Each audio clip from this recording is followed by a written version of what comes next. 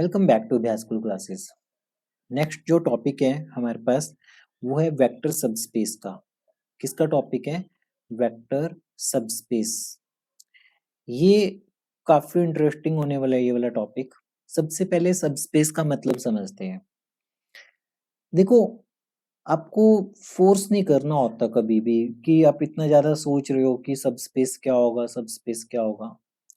Simple सी बात है कि ये वेक्टर स्पेस का ही एक सबसेट होगा जो खुद में सब वेक्टर स्पेस होगा। A subset of a vector space, a subset of a vector space, a subset of a vector space which is a vector space in itself, which is a vector space in itself, जो क्या होगा? Vector space होगा अपने आप में, in itself. तो हम उसे बोलते हैं वेक्टर सबस्पेस है। ये वेक्टर स्पेस है, मान लेते हैं कोई, इसका कोई सबसेट है, ठीक है। अगर ये भी वेक्टर स्पेस बन गया, ये भी 10 की 10 प्रॉपर्टीज को सेटिस्फाई करते हैं, तब इसे हम क्या बोल देंगे? इसे सबस्पेस बोल देंगे, इस मेन वाले वेक्टर स्पेस का। तो अब हर वेक्टर स्पेस के कम से कम दो सबस्पेस पक्का होते हैं, एक जीरो और एक वी। ये दो सबस्पेस पक्का होते हैं, ये सबस्पेस होंगे ऑफ वेक्टर स्पेस वी। और इन दोनों को नॉन ट्रिवियल सबस्पेस बोलते हैं। क्या बोलते हैं? नॉन ट्रिवियल सबस्पेस बोलते हैं। बस। अब एक इंपॉर्टेंट थ्योरम है हमारे पास। चलो, इंपॉर्टेंट थ्योरम होने से पहले हम एक बेसिक सा क्वेश्चन समझ लेते हैं कि जो रियल नंबर है वो एक सबस्पेस है कॉम्प्लेक्स नंबर का। देखो, कॉम्प्लेक्स नंबर हमारे पास क्या है? एक वेक्टर स्पेस बनाएंगे, रियल नंबर्स इसी का सबसेट होते हैं, तो ये भी वेक्टर स्पेस बनाते हैं, तो ये सबस्पेस बन जाएगा कॉम्प्लेक्स का। ठीक है, हम अपनी एक इंपॉर्टेंट थ्योरम की तरफ मूव ऑन करते हैं। थ्योरम क्या कहती है कि V एक वेक्टर स्पेस है, V be a vector space over a field F, over a field F। Field F पे आपके पास V एक वेक्टर स्पेस है और एक W नॉन एम्प्टी आपके पास एक सबसेट है V का। W क्या है? सबसेट है V का। ये सबस्पेस बनेगा, ये सबस्पेस कब बनेगा? If and only if alpha x plus beta y belong कर जाए W से। For all x y belong to W and alpha beta belong to F। अगर हमारे पास ये कंडीशन होल्ड हो जाए तब हम कहते हैं कि जो W है वो सबस्पेस होगा। ध्यान से समझना मेरी बात। ये अपने पास मेन एक वेक्टर स्पेस दिया हुआ है, W हमारे पास सबसेट है V का। W में हम 10 प्रॉपर्टीज नहीं चेक करेंगे, हम 10 प्रॉपर्टीज नहीं चेक करेंगे, हम थोड़ी चालाकी करेंगे। चालाकी ये है कि हम सिर्फ ये प्रॉपर्टी चेक करेंगे कि alpha x plus beta y belong करता है W से। अगर ये बिलोंग कर गया W से तो 10 की 10 प्रॉपर्टीज इसी के अंदर हिडन है। ठीक है, बस हमने जब अप्लाई करना है तो सिर्फ ये अप्लाई करना है। अभी हमें थ्योरम ये प्रूफ करनी है, ये बड़ी इंपॉर्टेंट थ्योरम है। ठीक है, थ्योरम का मीनिंग आपको समझ में आना चाहिए और इसमें सबसे important word if and only if है। ये बोथ वे थ्योरम है और ये one of the most most most important theorem है। सबसे पहले प्रूफ हम दो पार्ट्स में चलेंगे क्योंकि if and only if result है हमारे पास, ये टू वे रिजल्ट प्रूफ करना पड़ेगा हमें। मान लेते हैं कि W जो है वो सबस्पेस है। मान लेते हैं कि जो W है, let W be a subspace of, be a subspace of vector space V। V vector space का W सबस्पेस है, तो W itself is a vector space. W itself is a vector space. समझ आती है वाली line कि W खुद में भी वेक्टर स्पेस बन जाएगा अपने पास। अब देखो, अल्फा एक्स और बीटा वाई ये बिलोंग करते हैं डब्ल्यू से, ये डब्ल्यू से बिलोंग करेंगे ना। दो वेक्टर ले लिया हमने, अल्फा एक्स और बीटा वाई। एक्स और वाई डब्ल्यू से थे और अल्फा और बीटा हमने फील्ड से ले लिए, अल्फा और बीटा फील्ड से ले लिए। ये एक वेक्टर स्पेस है, वेक्टर स्पेस में दोनों एलिमेंट्स का सम, क्लोजर प्रॉपर्टी याद करो। क्लोजर प्रॉपर्टी में क्या होता है कि दोनों का सम वापिस डब्ल्यू में जाता है। तो alpha x plus beta y वापिस किस में जाएगा, डब्ल्यू में जाएगा। तो होगी हमारी ये प्रॉपर्टी। सबस्पेस अगर ये है, सबस्पेस है तो ये प्रॉपर्टी सेटिस्फाई कर रहा है। वन वे तो ये प्रूफ हो गया हमारे पास। ठीक है, alpha x plus beta y belong कर गया डब्ल्यू से। अदर वे देखते हैं, मतलब कन्वर्स पार्ट में मूव ऑन करते हैं हम, कन्वर्स पार्ट में हम मूव ऑन करते हैं।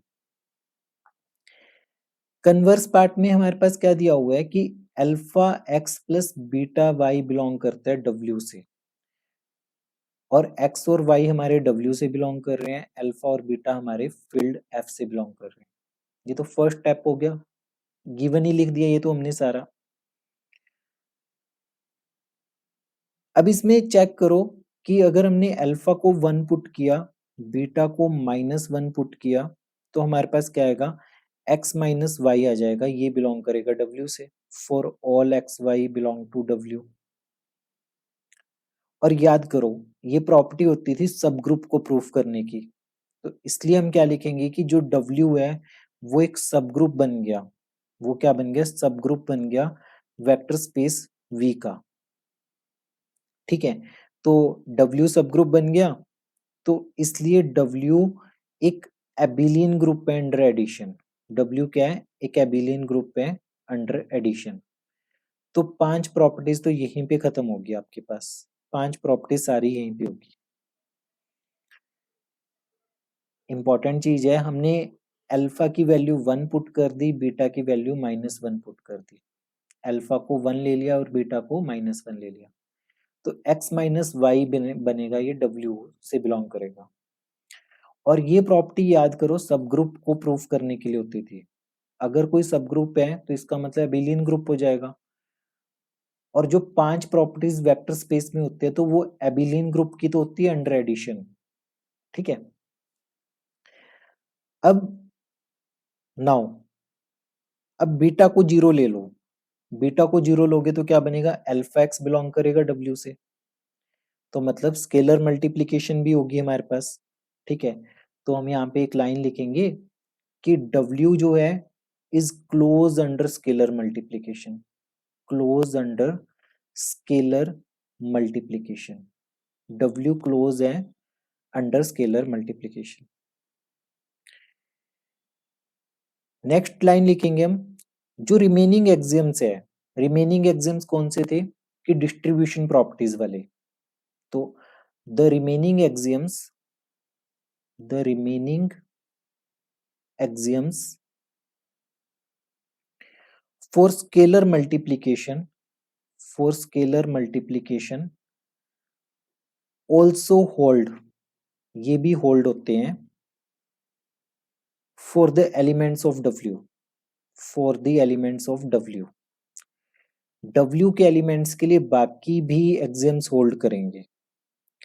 तो इसका मतलब W क्या बनेगा, W बनेगा W बनेगा वेक्टर स्पेस।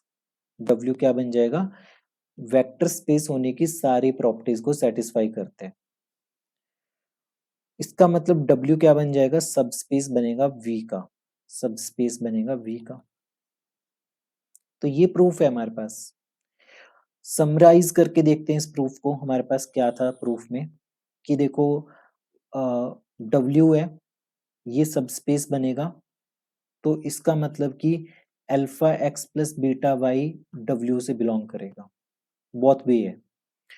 अगर W सब स्पेस है तो वेक्टर स्पेस है, वेक्टर स्पेस में अपने पास अल्फा एक्स और बीटा वाई दो एलिमेंट है जो W से बिलोंग करते हैं। वेक्टर स्पेस में क्लोजर प्रॉपर्टी होती है, तो alpha x plus beta y भी बिलोंग कर जाएगा W से। क्लियर। अब ये प्रॉपर्टी लेके चलते हैं, हमें ये प्रूफ करना है सब स्पेस है।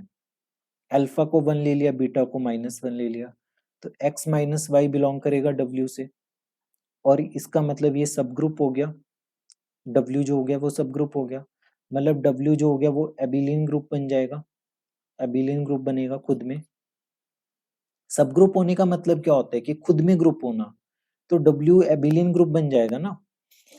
और अगर हमने बीटा को 0 ले लिया तो अल्फा x बिलोंग कर जाएगा W से, तो ये कौन सी प्रॉपर्टी होगी, स्केलर मल्टीप्लिकेशन की होगी।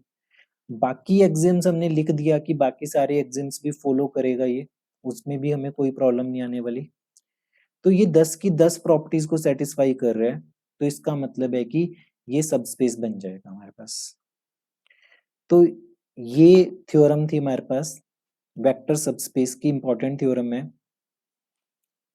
न्यूमेरिकल पार्ट जब भी आएगा आपके पास, न्यूमेरिकल पार्ट में हमने कुछ नहीं करना होता, एक x लेते हैं, एक y लेते हैं, इनका जो लीनियर कॉम्बिनेशन है alpha x plus beta y, बस ये शो कर दो कि W से बिलोंग करते हैं। अगर ये शो कर दिया तो इसका मतलब हमारे पास क्या हो जाएगा, जो W है वो अपने पास सबस्पेस हो जाएगा, W क्या हो जाएगा, सबस्पेस हो जाएगा। ठीक है, नेक्स्ट हमारे पास दो थ्योरम्स और आएंगे। Intersection of two subspace is again a subspace, और यूनियन ऑफ टू सबस्पेस कब सबस्पेस होगा, union of two subspace is a subspace if one of them is contained in the other. तो ये दो थ्योरम्स और करेंगे हम, तो सबस्पेस के टॉपिक से ये थ्योरम्स इंपॉर्टेंट है।